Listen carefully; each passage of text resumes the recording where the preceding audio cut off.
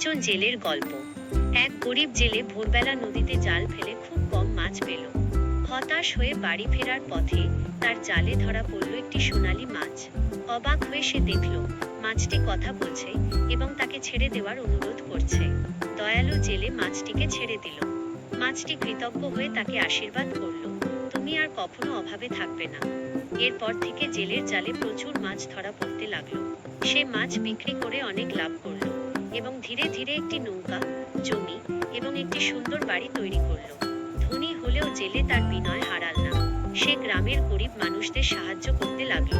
এর ফলে গ্রামের সবাই তাকে খুব ভালোবাসতো এবং সম্মান করত।